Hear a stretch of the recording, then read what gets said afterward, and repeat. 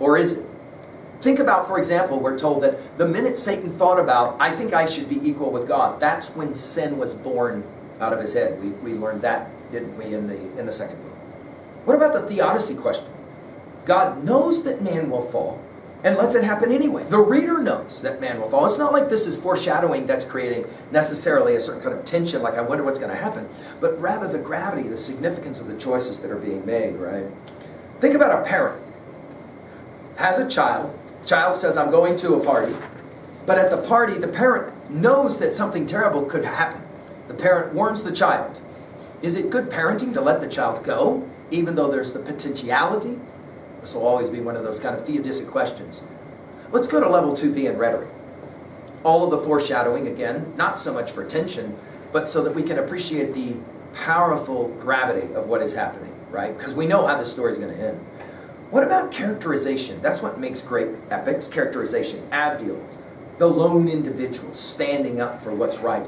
We think, again, of not just Thoreau and civil disobedience, but we think, of course, of the ripple effect of that idea from Gandhi to MLK. How about the repetitions? Repetitions of scene types. We've seen this already several times. Repetition of words. Again, the word knowledge or to know, used over and over again. At level 3A, other texts and a relationship to the world. What is your favorite text about an individual standing up?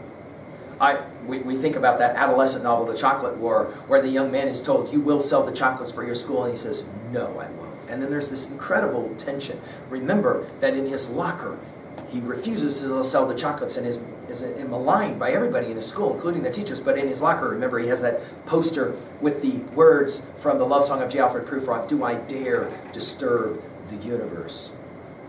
What's your favorite angel text or movie? We're told about the description of Raphael with his 6 wings covering his head, his middle, and his lower part. What about the idea of giving advice? And in our case, the angelic telling of the story, especially of the past. We think of of Dante's Virgil. We think of Tiresias in Antigone speaking with Creon. What are you doing? That kind of thing. The giving of advice, good counsel, if you will. Of course, level 3B, we got lots of questions here. So let's list just several of them. We think of Emerson's self-reliance, to be great is to be misunderstood, of course, is the final line. But remember what he says, he who would be a man must be a nonconformist. Well, this is an interesting question. Is Abdiel a nonconformist? Clearly.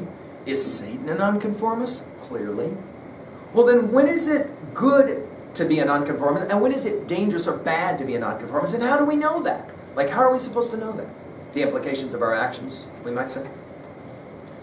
Of course, we raised it at the beginning of this lecture, so let's finish it. What is the relationship between ontology, who you are, and epistemology, what you know?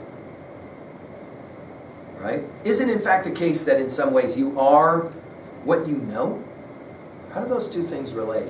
Adam wants knowledge. Raphael says, I'll give you some knowledge. Is knowledge good or is it bad? Eve will want knowledge. She will gain knowledge through the eating of the forbidden fruit. Good or bad? Finally, what about dreams? In lots and lots of traditions, the dream is important. Eve has a dream. She says it was a bad dream. Adam calls it uncouth. Freud, of course, by 1900 is publishing interpretation of dreams, and he is convinced that dreams are an important way to know things. Where do you come down on that? Do your dreams matter to you? If you have a bad dream about the future, does that keep you from doing something? Well, let's continue the story of Satan's fall in Book 6. Of course, the obvious question is, what is Adam and Eve supposed to learn from this long story? It obviously is a propedeutic, it's instructional, it's didactic. What are they supposed to learn? Come back and we'll enjoy the 6th book of Paradise Lost. Thank you.